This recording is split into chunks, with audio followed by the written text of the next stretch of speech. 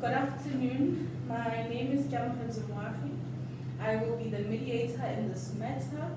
I am a practicing family law advocate by profession, and I have 4 years experience in adjudicating and settling family law matters. May you please introduce yourselves? Hi, my name is John Feed. Hello, afternoon. My name is Priska Malfeet. Thank you. I got your names. Before we begin, there is a need to inform you a little about this process. Mediation is a structured and interactive process where an impartial third party mutually assists disputing parties in resolving conflict in order to reach a mutually beneficial agreement. So my role here today will be assisting you to reach a solution to the issues that we'll be presented with. Throughout this process, I will not take sides. I can assure you that I will be impartial and neutral. As part of this mediation process, it is important that we highlight some ground rules. Firstly, only one person will be allowed to speak at a time. There will be no interruption of the proceedings allowed. No one will raise their voice at another person.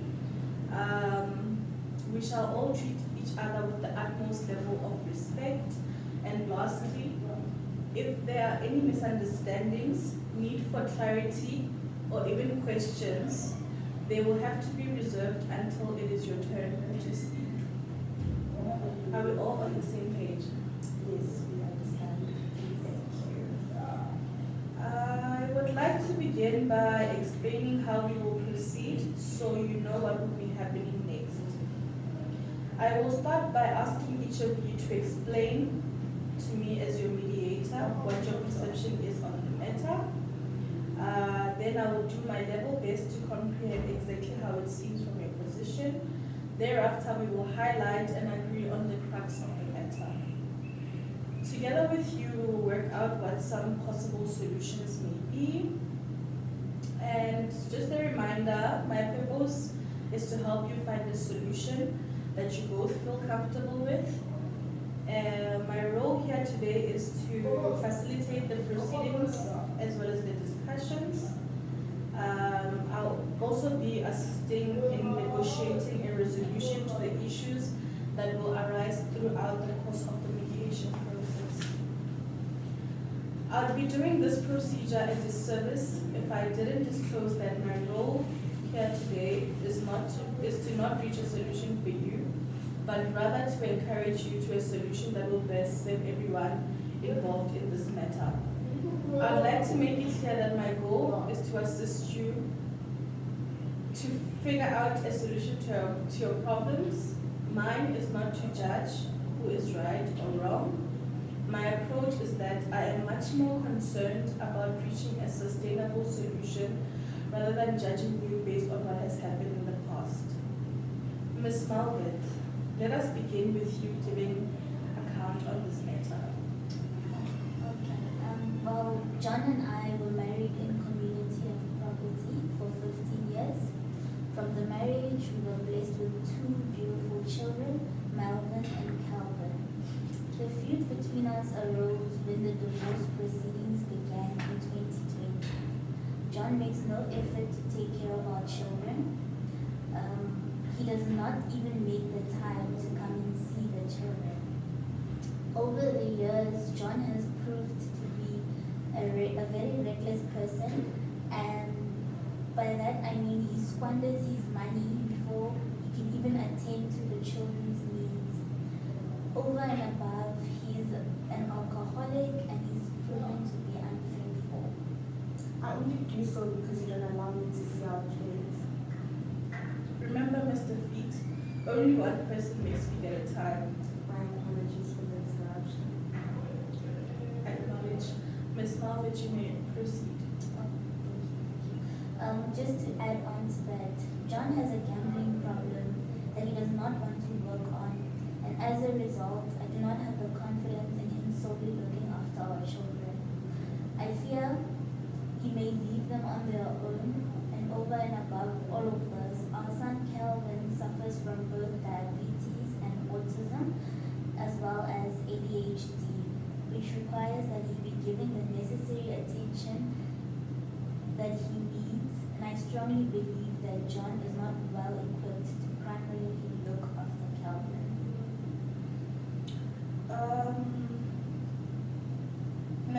Feet, can you give us an account of events?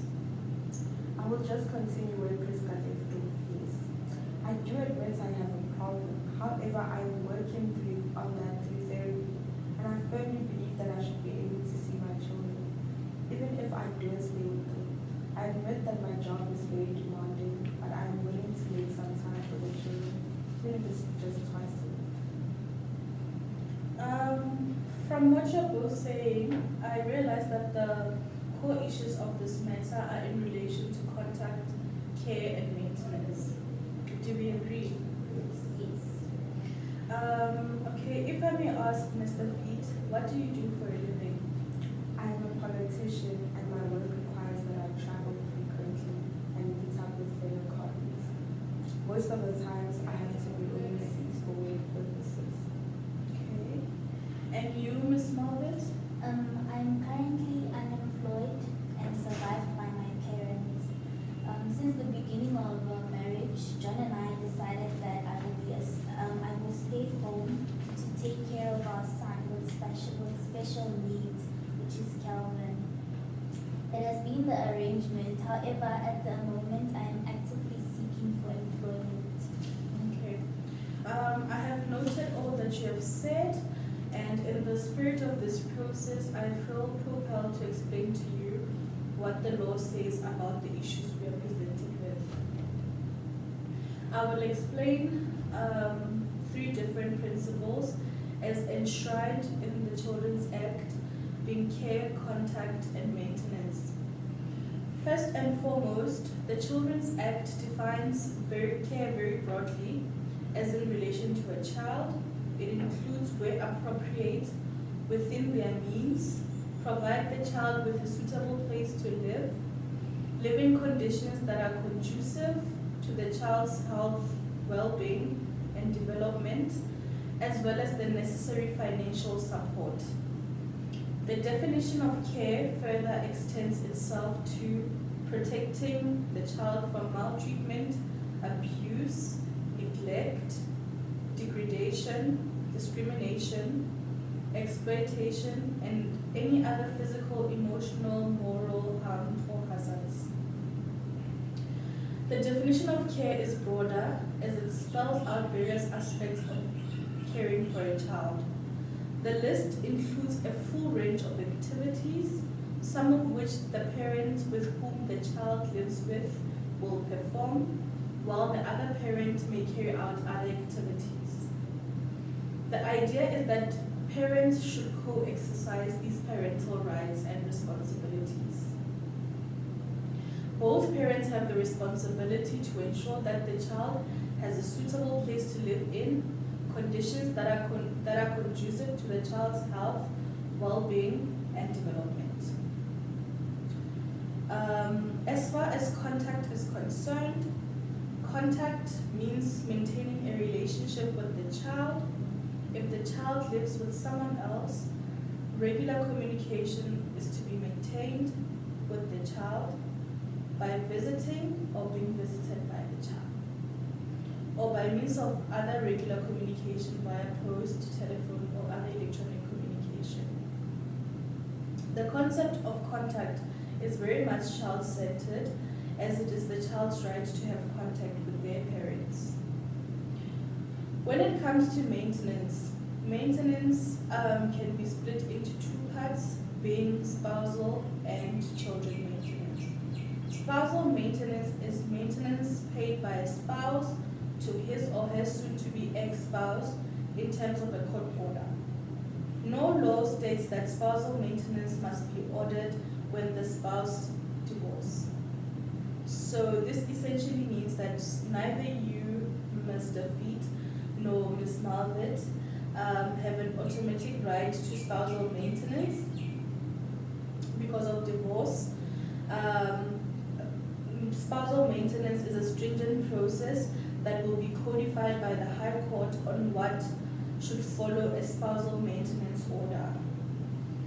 Spousal maintenance will only be claimed if there is a need and a means to receive it, as in this case, Ms. Malvet is unemployed and unable to fend for herself, So this indicates that indeed there is a need for maintenance to be paid. And another requirement is that there must be means to pay the maintenance. So there must be one spouse who is able to make the funds available to assist the other spouse. Divorce does not terminate the obligation of parents to support their children. We're now moving the focus from spousal maintenance to the children and how the children should be taken care of. When it comes to the children maintenance, the Children's Act stresses that the best interest of the child be of paramount importance, and that the best interest of the child will prevail in any matter concerning the child. It is imperative that financial support be provided to the children. However, this type of support is not only limited to financial support, but it can be other means of support, such as nurturing the development of the child, being an involved parent in all matters concerning the child. Should we not reach a suitable arrangement regarding maintenance of the children, the High Court, the Divorce Act empowers the High Court to make whatever order they deem fit for the maintenance of a dependent child of the marriage. And in this context, the word dependent is used in conjunction with maintenance, where other issues are involved, such as care and contact in relation to minors. There will be necessary arrangements to be made. Do we understand what the law says when it comes to contact, care, and maintenance as the main issues that we're faced with today? Yes, I have a better insight now. Thank you very much. Thank you. With that being said, it is very important that we reach a compromise regarding when you will be able to take turns looking after the children. I would be able to have the children over at my house every Wednesday, weekends, birthdays, and as well as Father's Day. I have no problem with that at all. I will also make the funds available for both the children and Priska so that they don't struggle when it comes to their needs. Thank you very much for attending this process.